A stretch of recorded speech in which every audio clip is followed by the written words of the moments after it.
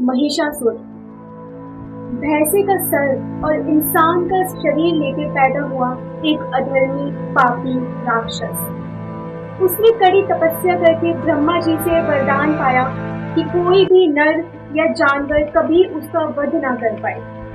यह वर पाकर वो ये सोचने लगा कि अब तो वो पूरी सृष्टि में अमर हो गया है, अजय हो गया है, क्योंकि किसी स्त्री में तो इतना बल ही नहीं है कि वो किसी पुरुष या फिर महिषासुर जैसे वीर योद्धा का वध कर सके। हालांकि ब्रह्मा जी ने उसे चेतावनी दी थी कि एक स्त्री हाथों तुम्हारा वध निश्चित है, पर फिर भी उसने एक ना सुनी। वो अपने ही लोभ मोह मद में चूर रहा और उसने स्वर्ग तक को जीत लिया। स्वर्ग को जीतकर जब सभी देवी देवता परेशान हो गए, तब जन्म हुआ माँ दुर्गा का।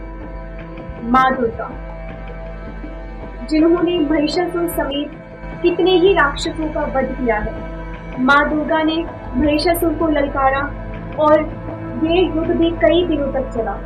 जैसे ही महिषासुर अलग अलग रूप बदल बदल कर भैंसे के रूप में आया, वैसे ही माँ दुर्गा ने अपने त्रिशूल से उसकी छाती छेद डाली और वही संहार हो गया महिषासुर का, और माँ दुर्गा विख्यात हो गई महिषासुर मर्दनी नाम से पूरे जगत में।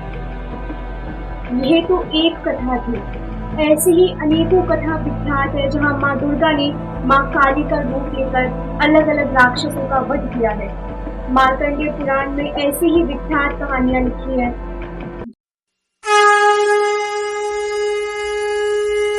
शुंभ और निशुंभ उन्होंने भी कड़ी तपस्या करके ब्रह्मा जी से महिषासुर की तरह यही वरदान मांगा कि कोई भी नर या जानवर कभी हमें ना मार सके, पर वे भी अपने लोभ मोह मद में चूर होके ये भूल गए कि एक स्त्री ही काफी है उनके लोभ मोह मद और उनके तन को चूर करने के लिए। उन्होंने भी अपनी शक्तियों का गलत इस्तेमाल किया और स्वर्ग को जीता। एक बार शुंभ को ये पता चला कि हिमालय पर बैठी एक देवी है, अति सुंदर स्त्री है। उसने सोचा कि जब इंद्र के हाथी ऐरावत से लेकर के भी पूरी पृथ्वी मेरी है, पूरा स्वर्ग मेरा है, पूरा पाताल मेरा है, तब क्यों ना वो देवी भी मेरी है। उसने धूम्रलोचन को भेजा कि जाओ धूम्रलोचन, मेरा संदेश लेके जाओ और उस देवी को बोलो कि वह कृपया पूर्वक आदर सहित मेरी पत्नी बन जाए। धूम्रलोचन उस देवी को ललकारने गया, ए देवी तू चल, शुंभ और निशुंभ का ये संदेश सुन, जिन्होंने पूरी धरती पूरे अंबर पूरे स्वर्ग को जीत रखा है। उनकी अब एक ही इच्छा बाकी है कि तू उनकी धर्म पत्नी बने। चल मेरे साथ, आज तेरे भाग्य खुल गए। देवी ने धूम्रलोचन का पत्र सुना और वह बोली कि मैं तुम्हारे साथ चल तो दूं, पर मैंने एक प्रतिज्ञा कर रखी है। कैसी प्रतिज्ञा? मैंने ये प्रतिज्ञा कर रखी है कि जो भी पुरुष मुझे युद्ध में जीत लेगा उसी से मेरा विवाह होगा। अब मैं क्या करूं? मैं अपनी ये प्रतिज्ञा नहीं तोड़ सकती। ए देवी, तू अपने लोभ मोह मद में चूर ना हो, तू एक स्त्री है। बड़े बड़े देवता जब शुंभ के आगे नहीं टिक पाए तो तू एक स्त्री होकर कैसे टिकेगी? अब मैं क्या करूं? पर मैंने अपनी मंद बुद्धि से ये प्रतिज्ञा कर ली है।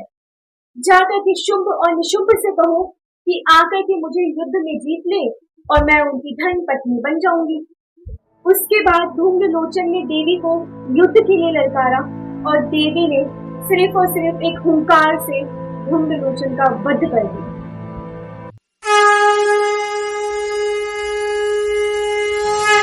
धूम्रलोचन के वध की खबर सुनते ही शुंभ और निशुंभ को अति क्रोध हुआ। उन्होंने फिर चंड और मुंड को यह संदेश देके भेजा कि जाओ उस देवी के झोंटे पकड़ के उसे खींच के लेके आओ ताकि उसे अपनी औकात पता चले। चंड और मुंड भी धूम्रलोचन की तरह ही मद में चूर होके लोभ में चूर होके देवी के पास गए और उसे बोले कि ए देवी तू चल, शुंभ और निशुंभ ने तुझे एक और मौका दिया है, तू चल उनकी धर्म पत्नी बन, वरना यही तेरा वध आज निश्चित है। तू चल हमारे साथ, ये शुंभ और निशुंभ का आदेश है। पर मैं क्या करूं? मेरी प्रतिज्ञा, उनसे बोलूं कि वे मुझे युद्ध में आकर जीत ले तो मैं उनके साथ चल लूं। ए देवी, तू मध्य में चूर ना हो, तू चल। फिर वहां पे माता दुर्गा ने उन दोनों का संहार करने के लिए मां काली का रूप लिया।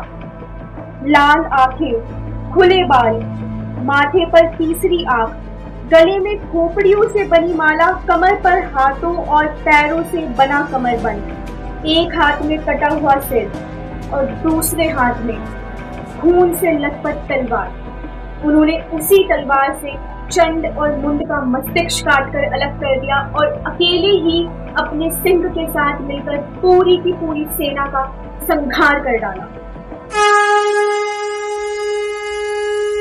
रक्त बीज, वो कोई आम राक्षस नहीं था। उसने भगवान शिव से एक वरदान पाया था कि जैसे ही उसके रक्त की एक भी बूंद धरती पर गिरेगी, वैसे ही उसके समान महाबली एक और रक्त बीज जन्म ले लेगा। और इसी के कारण आज तक कोई भी उसे युद्ध में हरा नहीं पाया। वह जाता है माँ दुर्गा के पास और कहता है, तू चल शुंभ और निशुंभ के पास, वरना आज यही तेरा वध निश्चित है। माँ देवी उसे भी अपनी प्रतिज्ञा के बारे में बताती है, पर वे भी नहीं मानता।